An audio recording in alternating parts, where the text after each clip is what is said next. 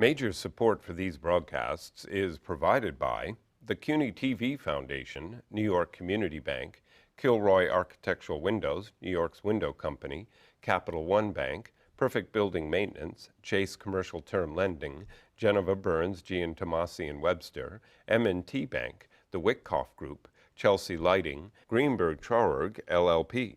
Additional support is provided by Ackman Ziff Real Estate, AKA Hotels, Corman Communities, Bank of America, Merrill Lynch, Bank Leumi, USA, Briarwood Organization, CBRE, Colliers International, NYC, Cushman & Wakefield, DDG, Douglaston Development, Levine Builders, Dime Savings Bank of Williamsburg, Eastern Union Funding, Flushing Bank, Friedman LLP, Herrick Feinstein LLP, Hersha Hospitality Trust, Investors Bank, New Banks, James D. Kuhn Real Estate Center at Syracuse University, James Orphanides, Centurion Holdings, John Katzimatidis, Red Apple Group, Margolin Weiner and Evans, Madison Realty Capital, Meridian Capital Group, Newmark Grubb Knight Frank, People's United Bank, Popular Community Bank, SJP Properties, Sterling & Sterling, Stonehenge Partners, Urban American, and these friends.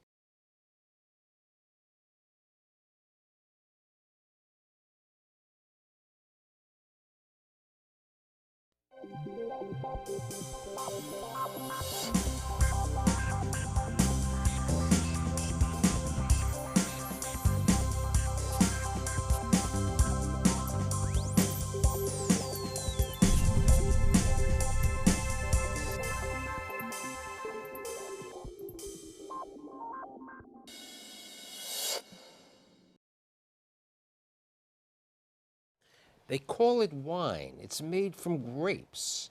And it's made only 90 miles or even less from the heart of Manhattan. And it's become a prominent product. It's a leading product around the world. And today, due to the efforts of two people who I will consider my executive producers, we have a very interesting show on wine being made in the North Fork. My guests, they include Peter Carroll, who is the proprietor of Len's Vineyards, Jonathan Lynn, who is the Executive Vice President for Sales and Marketing for Bedell and Quarry Creek, a wonderful young winemaker, Gabrielle McCary, who's the Director of Sales and Marketing for McCary Wines. And last but not least is my friend Charles Massoud, who is the proprietor of a Pominock Winery. Now, I have asked each one of them to bring their finer wines and their different products. So, Peter, what have you brought here today? Well, I thought we were going to be drinking all this, so I brought a sparkling wine, which I'm told I can't call champagne, but it's just like a classic French champagne. And I brought a Malbec. It's you can see it's unlabeled. Why is it unlabeled? Well, we don't label until we're about to release the wine. Otherwise, they sit around with the labels deteriorating. So this is a 2010 Malbec, which we'll release probably in about a year. And you? I brought, in keeping with the season, our 2012 Rosé, which is a primarily Merlot-based rosé, very bright and crisp, refreshing wine. And then our 2010 Musée, which is our top-tier red wine, another blend, primarily Merlot with Cabernet Sauvignon, Syrah, Petit Verdot, and a wine that, among other things, received a 92 from James Suckling about 3 months ago. Gabrielle?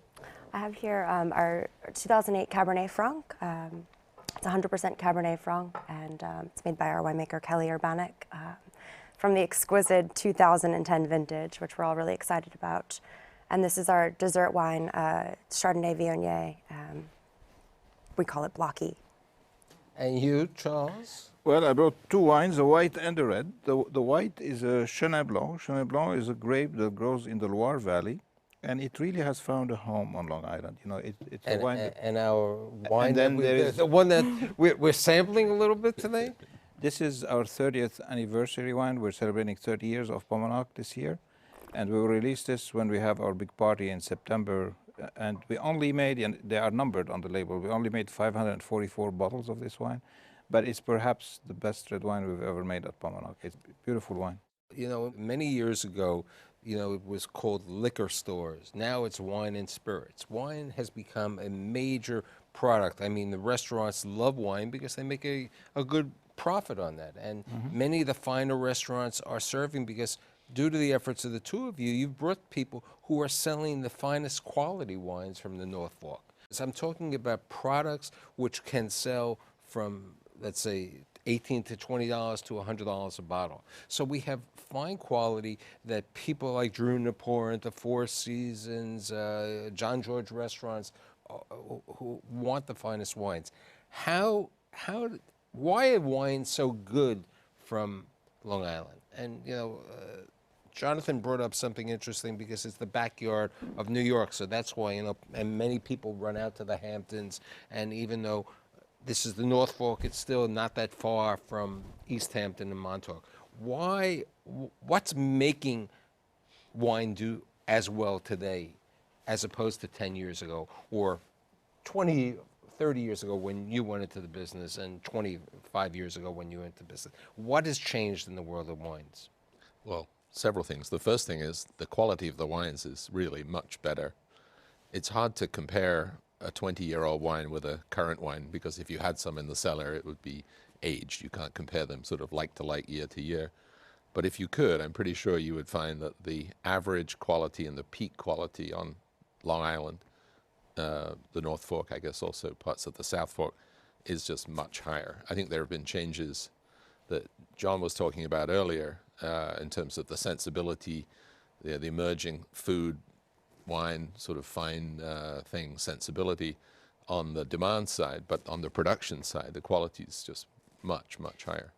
Prior to the show, we were talking about, and there's this mystique. We even though your sparkling could be a champagne if it was made in France, it's a sparkling. But there's this mystique about the title estate bottled. What do we mean by estate bottled? Essentially, it means from start to end, from the grapes that you grow through the actual bottling of the wine. It is entirely under the auspices of our hands, of our winemakers, our vineyard managers. Ultimately, the fruit and the processes that turn the fruit into wine are entirely done at Bedell or at each of our establishments. Now, here's a question. You're the youngest, but your family has been the oldest. How do your grandparents get involved in producing wine? I mean, it was a lot of studying. It was a lot of working with people abroad from France, from Spain, New Zealand, and South Africa, and Chile. But your family has been there for over 50 years. They've had the property for over 50 years in the water. It's 500 acres on the Long Island Sound. So the property's been farmed prior to us arriving. It's a beautiful place. Now, you were saying to me on the past shows that you've been with me, part of the reason why Long Island wine is really that good is because of the soil. The soil. Yeah. And all the rest. To that, when we started, we all got to Long Island because we like to drink good wine, and we thought, wow, we're going to make great wines until we put the vines in the ground. And then we said, what do we do now, So in 1985, I think it was, we organized what we called the Cool Climate Symposium, invited like 6 or 7 people from the Bordeaux region. One of them was a professor of soil science at the University of Bordeaux.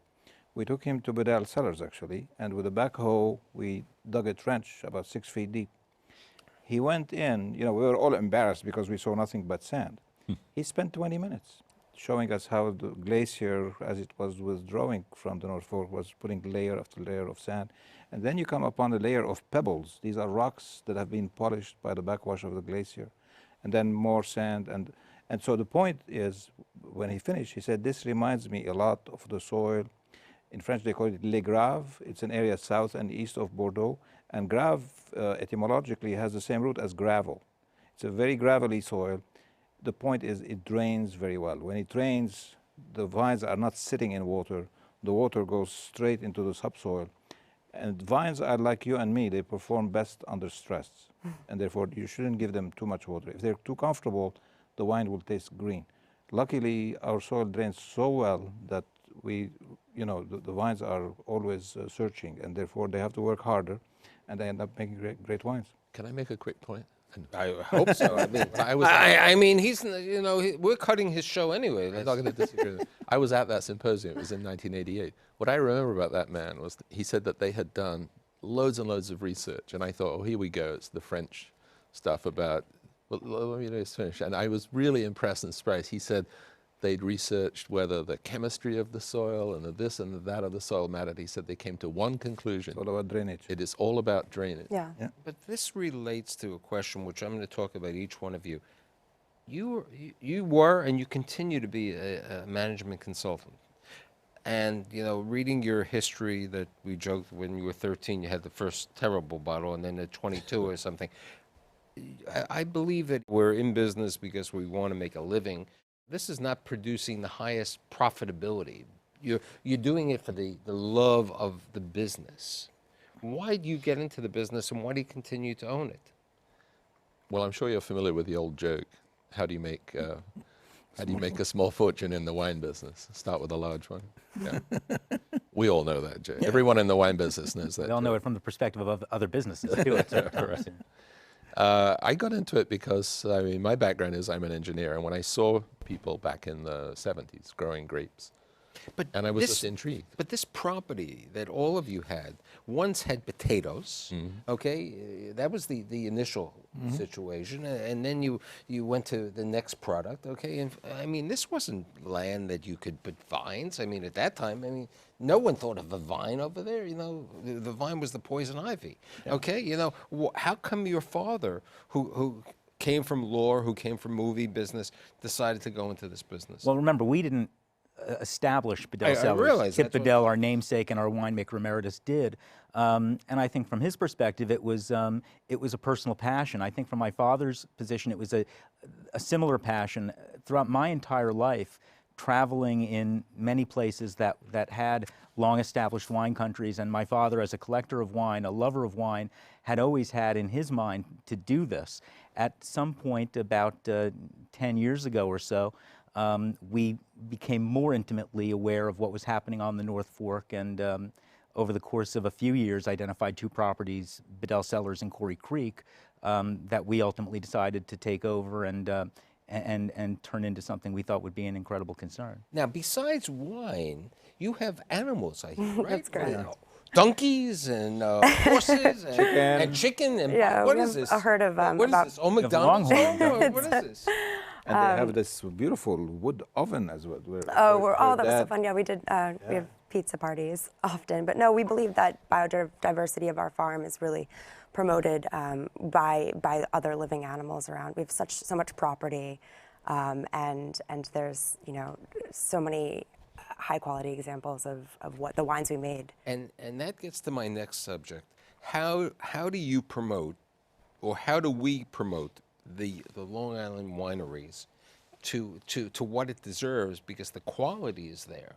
It's just that it doesn't have the right information. I mean, we were talking about the Wine Spectator. We were talking about Parker's publications. Those are fine. We're talking about the journal that you were there was a little notice last week, and the journal has done publications. But how do you get that news out? Many people who are not really familiar with it, they say, "Oh, Long Island, how could it be good? It's not California. It's not Napa. It's not Sonoma." Michael, the best answer is you let the wine speak for itself. Exactly. If you can get whoever you're talking to, if you can get them to taste the wine, our wines, quality-wise, are up here. I mean, you know, we have nothing to apologize for. And we're all achieving 90+ scores with the tastemakers and the score givers. So, you know, that recognition has been given. Now, what's also been helpful, and I believe that you, for one of the presidential dinners, and I believe you've... for the inaugural luncheon. Inaugural dinner, and I believe that you did too.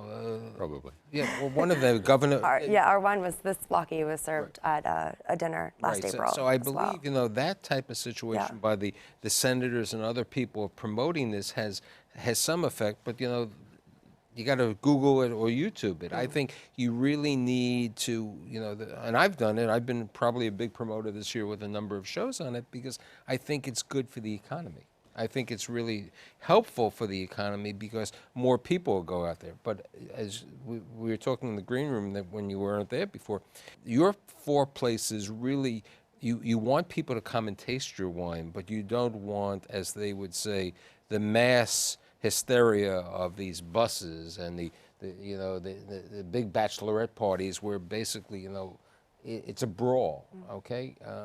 And I think you need, you want to make it in a way of like the finer vineyards in California, where they limit the amount of people to come. And I think it's a good thing to do, because if we open it up to make it a very crowded place, you lose that focus which is we're trying to put on the wine. Our focus is the wine. It's not about entertainment. We want people to come and enjoy and learn and taste what is it that we do, so that we can interact with them. When it's too crowded, we can't. So here's another question. Is there an opportunity, okay? You've been in the business 30 years, your family has been in there 50 years, but it's 30 years. Kip Adele did it 35 years ago, and Lenses, let's say 35. Is there an opportunity for any more vineyards in the North Fork? It's dwindling because real estate has become very hot. When we purchased our property back in 1983, I paid $2,000 an acre. Today, you'd be lucky if you find property for $100,000 an acre. And so the entry point has become very expensive. As it is, we're looking to buy more because, I need to pay my children a bit more.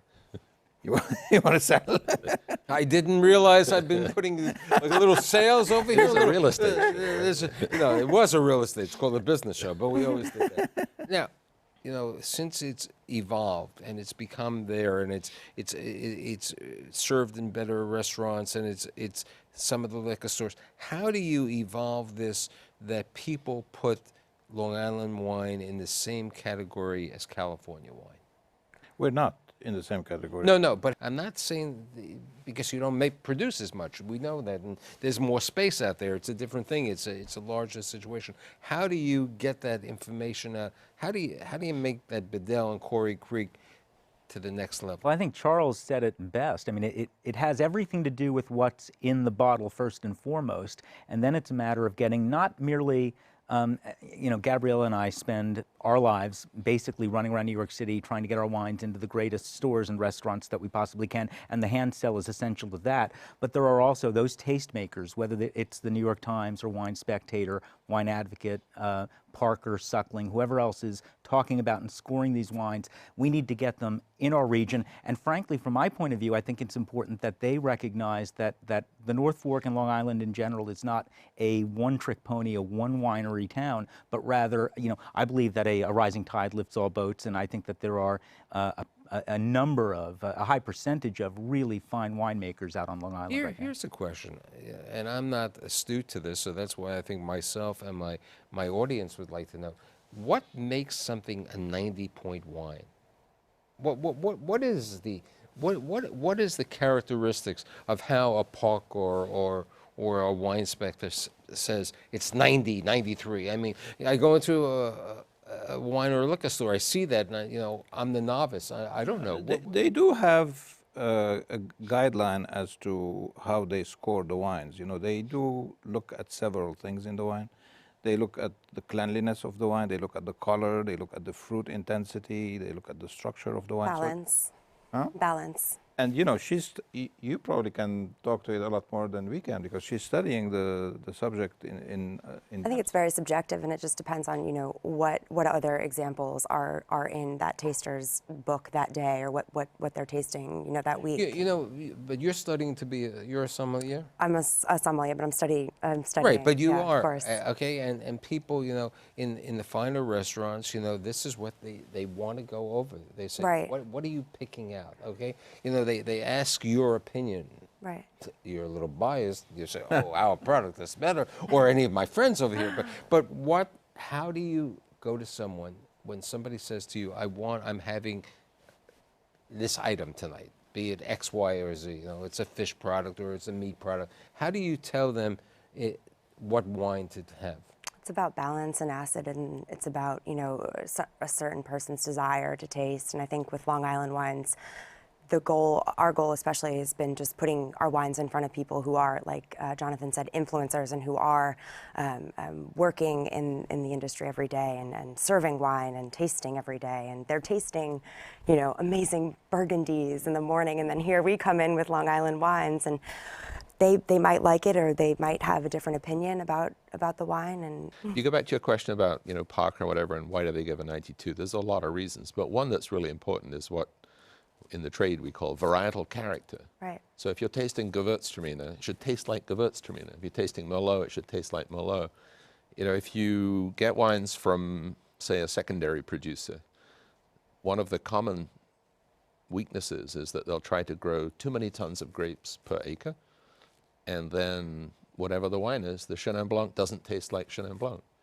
The Gewürz doesn't taste like Gewürz. So you won't get a 90 from Parker or anyone else unless your wine has varietal character. By the way, ripeness. I remember what I wanted to tell you. I knew if I spoke long enough, you would. Wine is really not a beverage, it's a food. And therefore, it's very important. And our wines are especially food friendly because ours is a cool climate growing region. You know, we don't develop the high alcohol, low acidity wine. That's why I said we're not like California, because our wines contain enough acidity that they can match food very nicely.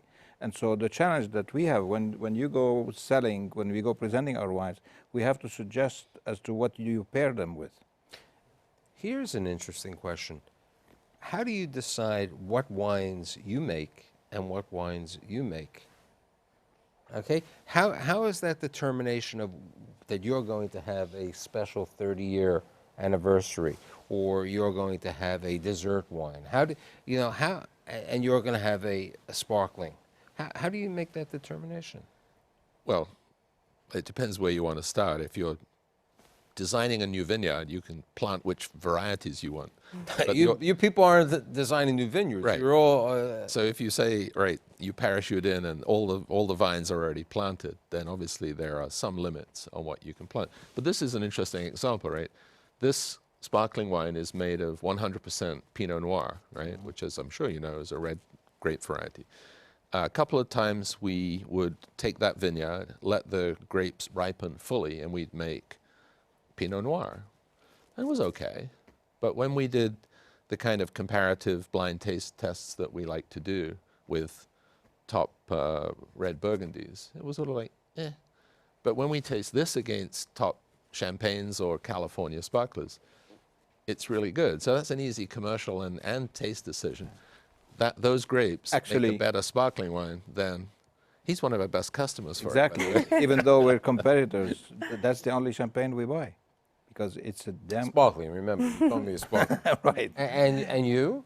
I think for us, it's been an experiment. We have so many different grape varieties growing. We started Cabernet Franc, Cabernet Sauvignon, Merlot, Malbec, Petit Verdot, Viognier, Syrah. So for my father, it was an experiment to see what grape would do the best.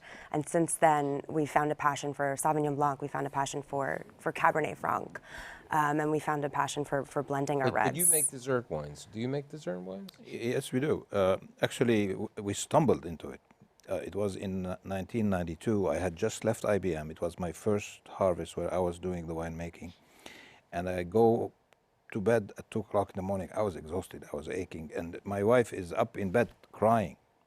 I said, what's the problem? She said, you know, you let our Riesling rot. What am I going to tell my father? So I told her, listen, let's sleep on it. We'll figure it out tomorrow. Wake up in the morning, have breakfast. You know, I'm still numb. We walk, and I look at the grapes. They're like black. And I say, oh, my God, was it a good idea to leave IBM? And so we go, and so she spins around. She said, you know, we're not smelling anything. I said, okay, well, I didn't know what she meant by that. She reaches out, tastes them, and she spins around with this big smile almost to her ears, saying that this is Edelfäule. I said, what is that? She's from Germany. What do you want? Exactly. Edelfäule, translated literally, is noble rot. And that's when we found out that we actually, you know, we never thought it would happen on Long Island. And when she said it, I said, of course, you know. And that's when we started making these beautiful, they're the most expensive wines that we make. I'm sure it's the same with you. Thai, yeah. But they're absolutely delicious. And you? We actually did a late harvest Riesling for many, many years. We abandoned it a few years ago, basically because we wanted to concentrate on the principal portfolio. As Gabriella was saying, at Bedell, we have so many varietals on property that at a certain point we had to focus. What's the difference between Bedell and Corey Creek wines? There is no difference anymore. I mean, they used to be totally separate entities. We actually bought Corey Creek first while we were talking Kip Bedell into, in fact, selling to us. Corey Creek doesn't have a winery on property, so it's exclusively a vineyard property and a tasting room. In fact, our first 2 vintages were made with the assistance of our friends at Lens. But inherently now, everything is released under the Bedell brand name. And everything is made in-house at our winery at Bedell. So, you know, how Charles was kind enough to give me a tour a couple weeks ago. And how often do you bottle wine? It depends. I mean, it depends on the vintage. 2010, we had so many great high-quality reds that came in. We were bottling all winter. This past winter, and in 2011, 2012, the crops weren't as great. And you? Very similar, yeah. I mean, it basically is contingent on the nature of the fruit and the nature of the yield, and to a certain extent, the nature of our product needs. You know, certainly on the lower end of our wines, you know, needing product and needing inventory. We bottle in July and August, so each year we bottle last year's whites and the year before's reds. So you do July and August. That's Yeah. really. We tend to bottle our whites earlier because we have been running out of them. That's why when the pipeline gets empty, you have to keep it full. So we bottle because we run out. We bottle our whites early. The reds, we bottle them usually in May. So where do we see wine in 10 years? Where do we see the Long Island wine business in 10 years? Who wants to take a crack at it? I'm fascinated by consumers and the education that they're sort of taking on themselves, and they're studying themselves. There's this passion that consumers have just started undergoing, and I think in 10 years, I think that we'll be really excited about drinking older vintages of our red wines, and really excited about the development of the reds and the ageability of those wines as the quality gets higher and higher. Now here's the next question. Since we No, know wait a that second. the third generation has gone into the business over there, your second generation is in the business. Do you think you are the first generation? Second generation. I'm 1.5. One I and a would say, half. Yeah, right. Okay. Do you see, because one of the hardest things that we discussed earlier about in general, how hard is it to get that next generation to continue in that business? Actually, we're very lucky. I mean, here you have 2 examples. I think I have 3 sons, and they are as passionate as these 2 young people here. I think what is exciting to me about the future is that we have a young group of people who are very passionate about our business, and I think they're going to take it much further than we have. So, you know, 28 minutes goes rather fast, and I promise, because I like this topic, and we're going to come back in September when the 13th season of the show begins, and we're going to continue to promote the Long Island wine business because I'd like that, and I'd like to thank Peter, Jonathan, Gabriella, and Charles. I'll see you next week, and you can watch the show on your iPad or your iPhone or on the Google app. See you next week again.